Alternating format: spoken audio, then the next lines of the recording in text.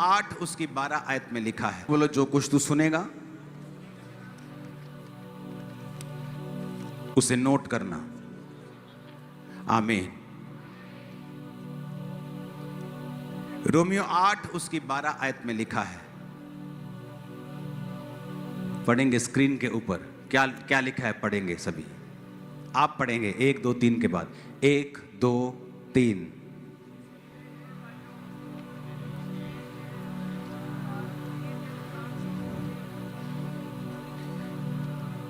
सिर्फ 12 आयत पढ़ेंगे, फिर बोलूंगा 1 2 3 पढ़ेंगे।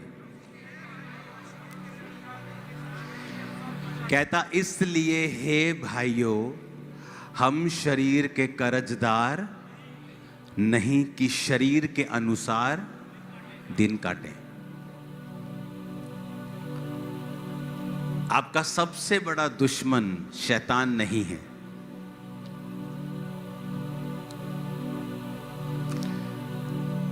लोग बोलते हैं, एक बार शैतान परमेश्वर के सामने गया, कहता तेरे लोग बहुत खराब है, कहता छींक भी आए, कहता मेरा नाम लगा देते हैं कि शैतान ने कर दिया। कहता मैं तो इन्हें लागे भी नहीं लगता इन्हें,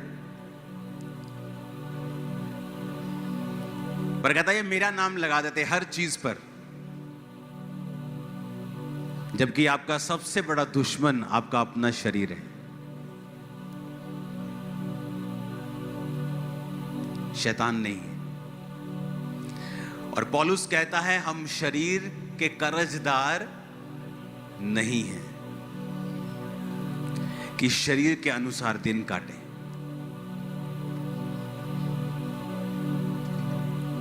जब ये सेवकाई स्टार्ट हुई, अब ये सेवकाई जब चल रही है, इतनी लो परसेंटेज है कि 100 में से 1 भी नहीं है उस तरह का विश्वासी जिस तरह के विश्वासी हम थे। हमारी टीम जब चलती थी परमेश्वर में, दिखते नहीं विश्वासी वैसे। पूछो रोजे रखते हो? नहीं, हफ्ते में 1 बार।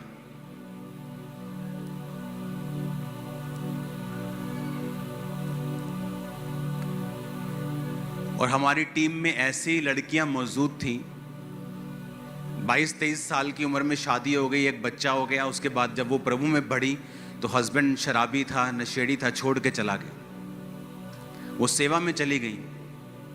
आज वो दादी बन गई। जब मतलब वो उस समय 1.5 उम्र में थी, मैं बच्चा था, 19 साल का था। आज वो दादियां बन गई। सारी उम्र बिना शादी के सिर्फ सेवा, हफ्ते में 3 दिन रात के उपवास। और आज आप में से कितनों ने रोजे रखे होंगे मेरी शादी हो जाए?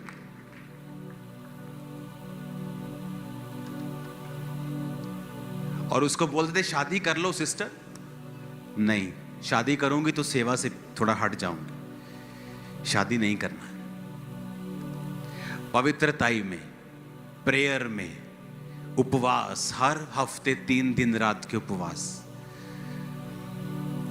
और हमारी टीम का हाल ऐसा था, जब हम सोमवार, मंगलवार, बुधवार, वीरवार, शुक्रवार 4-5 दिन लगातार खा लेते थे ना, तो ऐसा लगता था कि शरीर की इच्छा पूरी कर रहे हैं। हम शरीर के कर्जदार बन गए हैं कि जो शरीर मांग रहा है उसे दे रहे हैं। तो पौलुस कहता तुम शरीर के कर्जदार नहीं हो।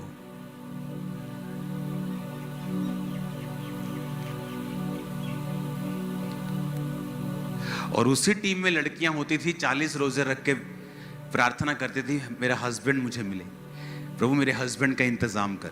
और उसी टीम में लोग होते थे जो बोलते थे कि हमें परमेश्वर की आत्मा में बढ़ना है, मुझे प्रेयर करनी है, मुझे आत्मा में बढ़ना है, मुझे पवित्रताई में बढ़ना है। और यही फर्क था, जिन्होंने हजारों लाखों करोड़ों रूहें बचाई, और जो आज भी वो लड़कियां उसी लेवल पे मौजूद हैं जहां पे परमेश्वर उनकी लाइफ में काम नहीं कर रहा। क्यों? तुम शरीर के अनुसार, 13 आयत को फिर पढ़ेंगे हम। कहता तुम शरीर के अनुसार चलोगे तो क्या होगा? मैंने टीम को बोला था कि आप 12 और 13 अलग अलग निकाला करें हमेशा आयत को, ताकि आयत समझ में आए। आयत को हमेशा अलग अलग निकालें। 13 आयत को फिर से पढ़ेंगे स्क्रीन के ऊपर। क्योंकि तुम शरीर के अनुसार दिन काटोगे तो क्या होगा? बोलो, पढ़ो उधर, क्या होगा? नहीं, ऊंचा बोलो, ऊंचा बोलो। कहता इस शरीर को खिलाओ पिलाओगे, व्यभिचार की इच्छाएं पूरी करोगे तो क्या होगा? तुम कैसे मर जाओगे? तुम्हारा एक्सीडेंट हो जाएगा? नहीं, कहता तुम मर जाओगे आत्मा में। तब वो जीवन जो परमेश्वर ने सोचा हुआ है उससे कट लग जाएगा। एक परिवार है जो परमेश्वर पर चलने से आपको मिलता है, और एक है जो परमेश्वर में चलने पर आपको, नहीं चलने पर आपको मिलता है। वो सिरदर्द वाला है और ये आशीष वाला है। कहता अगर तुम प्रभु में शरीर के अनुसार चलना शुरू कर दोगे तो मर जाओगे। आदम मर गया आत्मा में, शरीर में नहीं मरा। शरीर में तो वो 930 साल का होके मरा। जब वो आत्मा में मर गया तो सब चीजों में मर गया। तब लोग दुखी रहते हैं, मेरा हस्बैंड, ओ मेरी वाइफ, मेरी फैमिली, मेरा फाइनेंस, कुछ भी मेरे काबू में नहीं है, मैं दुखी हूं, मेरी लाइफ में सेटिस्फेक्शन नहीं है। क्योंकि तुम या तो अपने शरीर को सेटिस्फाइड कर लो, तो या वैसा जीवन पालो जैसा प्रभु देना चाहते हैं।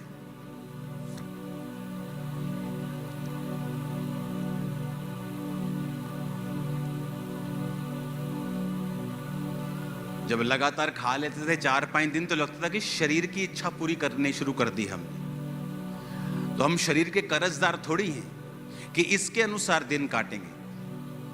आज मैं अपने लोगों को, अपनी टीम आसपास में देखता हूं, एक भी जन ऐसा नहीं मिलता जो रोजे रख के बैठा हो 7 दिन रात के। कोई 3-4 दिन जब पापा बोलेंगे, जब चर्च में अनाउंसमेंट होगी तब रख लेंगे।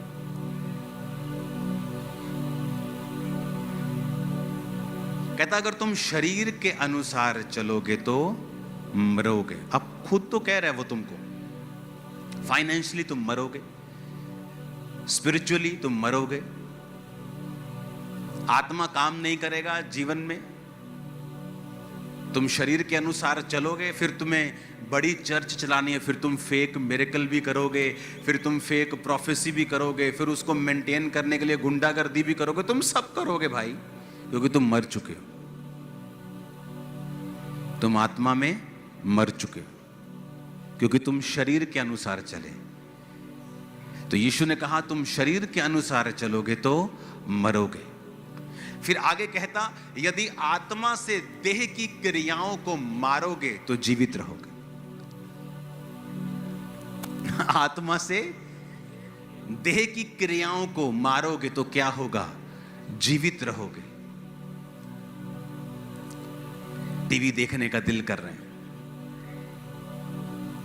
आज आपकी फेसबुक, इंस्टाग्राम, वो सोशल मीडिया नहीं रह चुका, वो पॉर्न साइट्स बन चुकी है, जहां पर अर्धनंगी लड़कियां आपको 24 घंटे डांस करती मिलेंगी। तो आपको क्या लगता है कि अगर आप 24 आवर इंस्टा और फेसबुक पे हैं, आपकी स्पिरिचुअल लाइफ अच्छी होगी?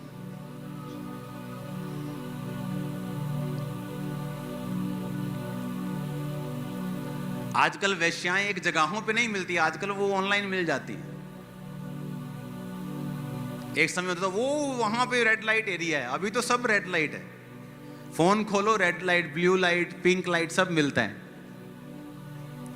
तो यीशु ने कहा तुम शरीर के कर्जाई नहीं हो। आप बोलते हो कि बहुत मैं कड़ा तेरा कर्जदार हूं, तेरी गल मनना। तो यीशु ने कहा तुम शरीर के कर्जदार नहीं हो। आत्मा से शरीर की क्रियाओं को मारो तो जीवित रहोगे। जोर लगाने की जरूरत नहीं पड़ेगी तुम्हें फिर सेवा चलाने के लिए, बिजनेस चलाने के लिए। आत्मा तुम्हें गाइड करेगा, तुम्हारी अगुवाई करेगा। परिवार में आसानी होगी, लाइफ आसानी से चलेगी।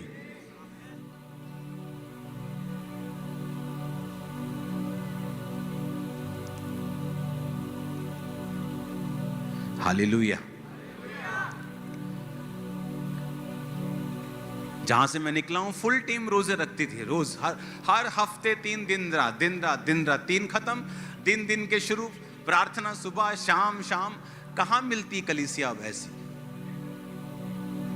अगर आप उसी कलीसिया में हैं तो फिर कॉन्ग्रेचुलेशन है आपको,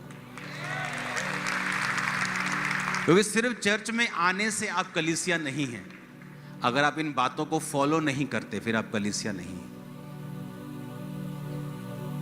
बंदा बिजी है इसलिए रोजे नहीं रखता, वो बिजी है इसलिए प्रार्थना नहीं करता, और सब कचड़ पचड़ किया हुआ है लाइफ में। क्योंकि पहली चीज जो आपको बनानी है वो है स्पिरिचुअल लाइफ।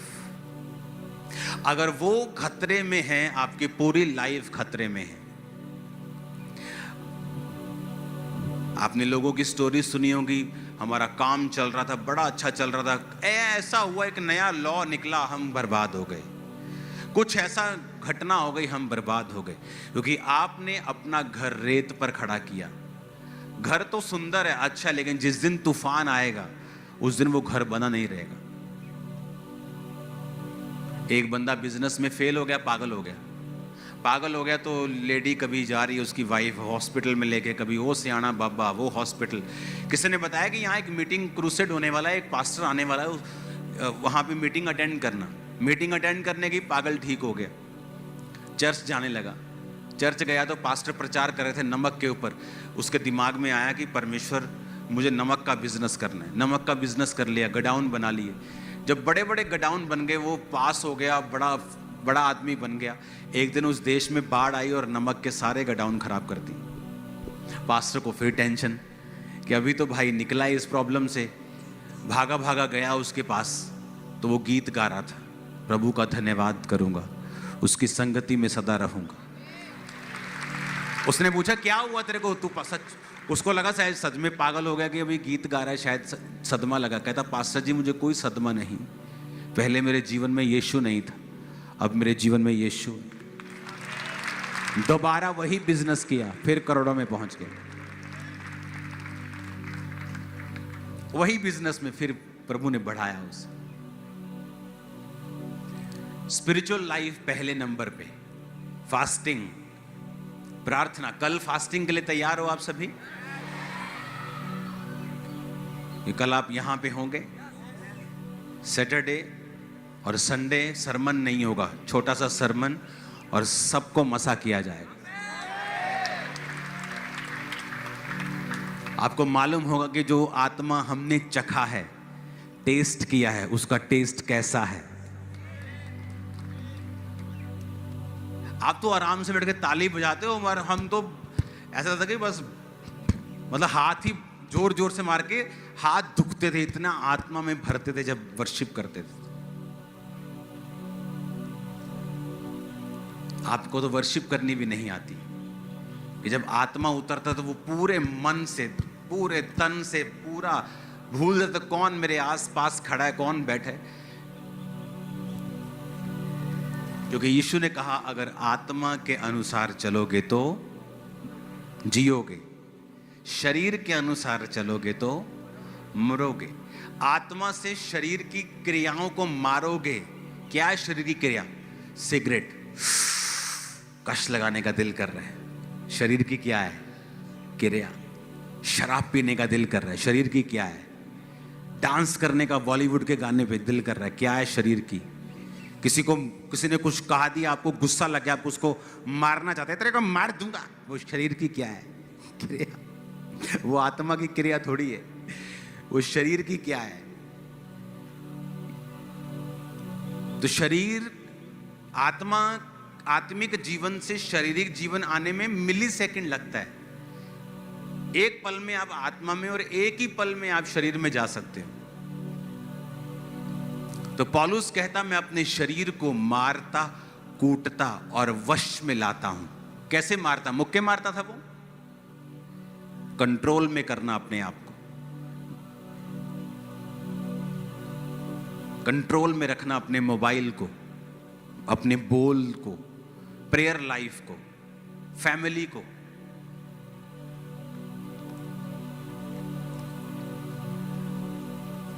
परमेश्वर कहता मैं सदोम को नाश कर रहा हूं, मोरा को नाश कर रहा हूं, पर मैं जो नाश कर रहा हूं, क्या मैं अपने दोस्त से छुपा के रखूं? कौन था दोस्त? अब्राहम। परमेश्वर सोच रहा है, देखो मैं अपने दोस्त से छुपा के रखूं? नहीं, मैं इसको बताता हूं। वो अब्राहम को बताने लगा। अब्राहम सवाल करने लगा, प्रभु अगर वहां 50 धर्मी हूं तो क्या शहर छोड़ देगा? छोड़ दूंगा। अगर 40 निकले, 45 निकले, 30 निकले, 20 निकले, तो परमेश्वर से वो बातें करने लगा। परमेश्वर कहता है ये मेरा दोस्त है। पता है क्यों? कहता क्योंकि अब्राहम अपने बाद अपने परिवार को भी आज्ञा देगा कि यहोवा की विधियों पर, कि मेरा पैसा पुत्र तेरा उदो ही है जब तक परमेश्वर तेरी जिंदगी च।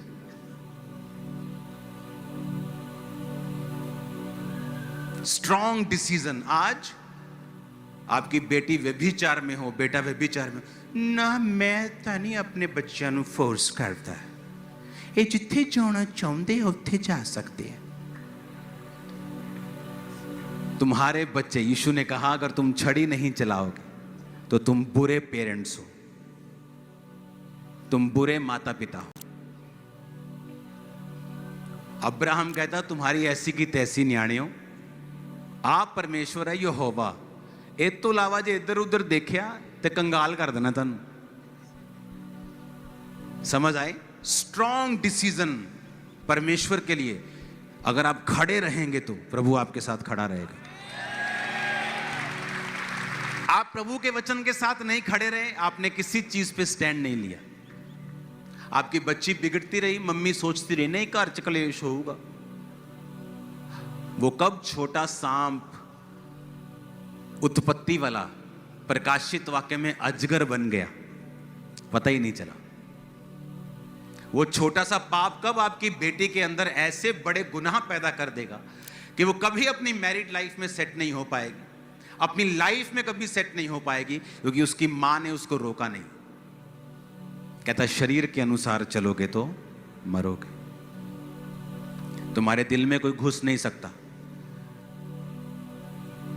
तुम आंखों से देख रहे हो, व्यभिचार कर रहे हो, शरीर की क्रिया है। कहता इससे तुम्हारा जीवन में मौत एंटर करेगी। फिर तुम लाख कोशिश करोगे तुम्हारा बिजनेस जीवित हो, कमेटियों पे कमेटियां उठाओगे और सब बीच में आएंगे और मर जाएंगे। हालेलुया। क्योंकि अगर तुम्हारे अंदर जीवित है तो सब मुर्दा चीजें आएंगी और जीवित हो जाती हैं। अगर मरा हुआ है तो सब जो जीवित भी आते हैं वो भी मर जाते हैं। तब वो कमेटियां काम नहीं आती, वो काउंसलिंग काम नहीं आती, वो रिश्तेदारों की गई हेल्प काम नहीं आती, क्योंकि जीसस ने कहा अगर शरीर के अनुसार चलोगे तो मरोगे। और वो ये कह रहा है, कहता तुम शरीर के कर्जदार थोड़ी हो, तुम शरीर के कर्जदार थोड़ी हो कि तुम शरीर के अनुसार दिन काटोगे। तुम्हें अच्छा लग रहा है क्योंकि वो लड़की के अंग तुम्हें नजर आ रहे हैं, तुम शरीर के अनुसार दिन काट रहे हो। फिर मौत का भी इंतजार करना, क्योंकि जो तुम्हें परमेश्वर तुम्हारी लाइफ में करना चाहता है वो कभी नहीं होगा। उस पोजीशन पे तुम स्टक हो जाओगे। अपने पड़ोसी को बोलो शरीर के अनुसार चलोगे तो मरोगे, आत्मा से देह की क्रियाओं को मारोगे तो जीवित रहोगे। हालेलुया।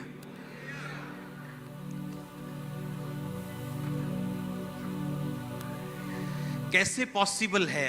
वही शरीर हमारे हैं, वही आपके हैं, वही पौलुस के थे कि शरीर की इच्छाओं को काबू में रखना है। मैरिज नहीं हुई फिर भी पाप में नहीं गिरना। Fasting, prayer, fasting, prayer, fasting, कब्जा करना अपने ऊपर। हर टाइम प्रेयर, हर टाइम फास्टिंग, प्रेयर, फास्टिंग।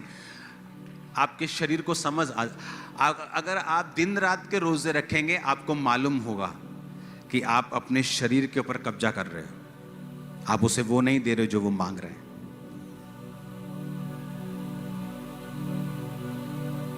उनका शरीर हावी होता है जो फास्टिंग नहीं करते और प्रेयर नहीं करते। उनके शरीर हमेशा हावी रहते हैं। वो फोन पे कुछ देखेंगे, कुछ गलत आ गया, उसको कभी रिजेक्ट नहीं कर पाएंगे, पूरा देख के बोलेंगे प्रभु जी अग्गो नहीं देखता। फिर अगली रील, फिर कहेंगे प्रभु जी चलो आज अग्गो नहीं देखता। फिर तीजी, प्रभु जी अग्गो नहीं देखता। प्रभु कहता कोई नहीं गिनी जा तू, मैंने 10 दी जो हो गई हैं तेरिया 500-700। क्यों? क्योंकि शरीर क्या है? हैवी। ना प्रेयर लाइफ है ना फास्टिंग है। जिस दिन 7 दिन रात के रोजे रखे होंगे, तुम्हें लगेगा तुम मुर्दा हो इस दुनिया के लिए, और आत्मा में तुम्हें लगेगा कि तुम पहाड़ उखाड़ दोगे। हालेलुया। शरीर में वो लोग फाइट कर रहे हैं जिनकी प्रेयर लाइफ कम है और फास्टिंग कम है, वो फाइट कर रहे हैं। और जो फाइट कर रहे हैं शरीर में, वो अगले लेवल पे नहीं जा पाते। क्यों? क्योंकि अभी वो उसी लेवल पे फाइट कर रहे हैं। अभी वो 8वीं क्लास में फाइट कर रहे हैं, तो परमेश्वर उनको अगली क्लास में नहीं लेके जा रहा, क्योंकि अभी शरीर के साथ फाइट चल रही है। मैंने नहीं करना, मैंने करना है, मैंने नहीं करना, कर ले, नहीं करना, करना है, नहीं करना, बस इसी में उनकी लाइफ जा रही है। लेकिन जब आप अपने आप को डिवोट करके, अपने आप को अलग करके, अपने आप को टीवी से, दुनिया से अलग करके आप अपने आप को दे दोगे परमेश्वर के लिए, और अपने आप को मुर्दा समझ लोगे। मुर्दे को भूख लगती है, मुर्दा शादी करना चाहता है। शादी करना बुरी बात नहीं, लेकिन अगर आपको व्यभिचार की प्रॉब्लम है और आप सोचें शादी करके मैं सुधर जाऊंगी, शादी करके भी आप सुधरेंगे नहीं, क्योंकि वो स्पिरिट है, वो जाएगी नहीं। आपको अभी अपने शरीर के ऊपर कब्जा करना पड़ेगा ताकि आप जयवंत जीवन जी सकें। मोर प्रेयर, मोर फास्टिंग, और प्रेयर और फास्ट, और प्रेयर और फास्ट। जब तक तुम अपने शरीर को जीत नहीं लेते हो, आमीन, तुम शैतान को बोलोगे ना चल 90 डिग्री इधर भाग, चल 60 डिग्री, चल 45 डिग्री, उधर ही जाएगा वो। लेकिन अब जब तुम शैतान को बोलते चल भाग जा, कहता हम कोई नहीं, जाने रोटी खा लिए, पहले तेरे घर मटर पनीर बहुत टेस्टी बने हैं, पहला वो खा लिए, क्योंकि आपके पीछे एनर्जी नहीं है। हालेलुया। जब दिन रात के फास्टिंग हम प्रार्थना करने के लिए बैठते थे, जो प्रेयर प्रेयर प्रेयर, तो ऐसे आत्मा में एक होता है महसूस नहीं होता, हमें मालूम होता था कि ऐसा हो रहा है। तो जब मैं विश्वासी था, जब मैं प्रार्थना में उपवास में होता था, मुझे मालूम होता था कि मेरे सामने अगर लाखों दुष्ट आत्मा वाले लोग होंगे, लाखों आजाद हो जाएंगे, दुष्ट आत्माएं निकल जाएंगे, और मुझे कोई फर्क नहीं पड़ेगा। वो मालूम होता था, वो एनर्जी, वो फायर, वो परमेश्वर की सामर्थ आपके अंदर है, आपको मालूम होता था उस स्पिरिचुअल लाइफ में।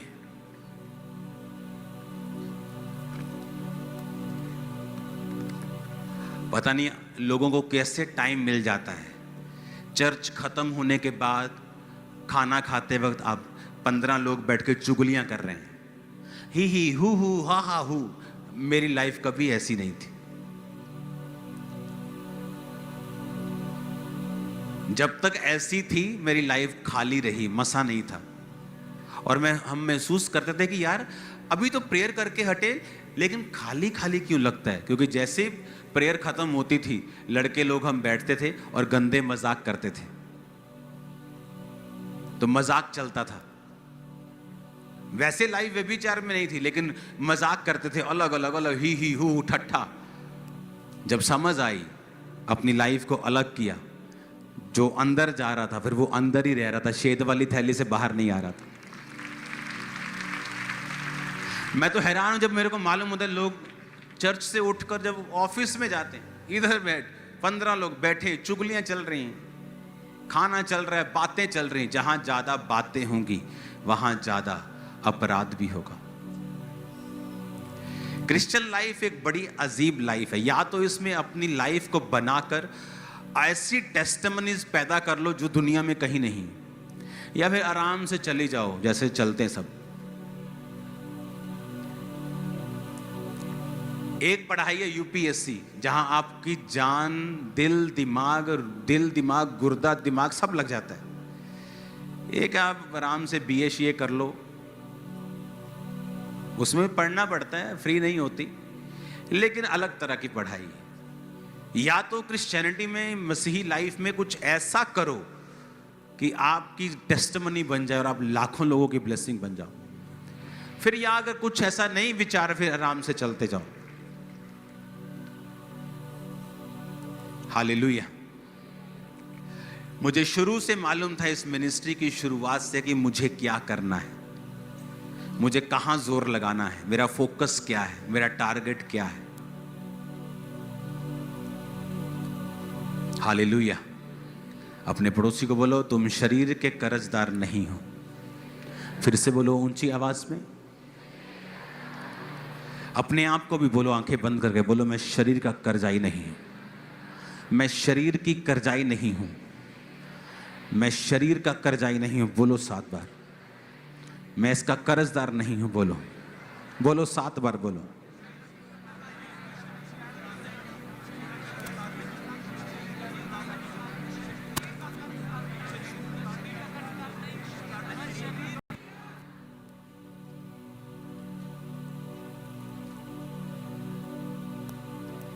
मसीह का जीवन सामर्थ वाला होना चाहिए। इधर मैंने फास्टिंग रखी होनी, इधर बाइक पे मैं विजिट करने के लोगों के घरों में जब जाता था, मैं आपको एक्सपीरियंस बता रहा हूँ। बाइक हेलमेट लेके मैं चलता था, हेलमेट के अंदर से मुझे सामर्थ निकलती हुई दिखती, इतना सामर्थ फील होता था मेरे को। शुरू से लोगों को लगता है ये कैसे हो सकता है कि आपने एक चर्च खोली, पहले दिन 15,000 क्रॉस कर गई। ऐसा तो हमने कभी सुना नहीं। कोई चर्च खोलो, उसको 15, 20, 25, 30 साल चलाओ, फिर वो 10-15 हज़ार होती, उसकी भी टेस्टिमनी होती है कि हमारे बाप दादाओं ने शुरू की, आज परमेश्वर ने हमें बढ़ाया। ये कैसे हो सकता है कि पहले दिन चर्च 15,000 क्रॉस कर जाए? अभी तो शुरुआत है, अभी तो नींव बनी, काम तो भी करने हैं और पॉसिबल है आत्मा से। इसलिए जीसस ने क्या कहा? ना बल से ना शक्ति से, उसकी आत्मा के द्वारा सब कुछ होगा तुम्हारी लाइफ में। ना बल से ना शक्ति से, बल्कि उसकी आत्मा के। ऊंची आवाज में बोलो, आत्मा के द्वारा। आमीन आमीन। अब तुम देख लो, बल लगाना है, शक्ति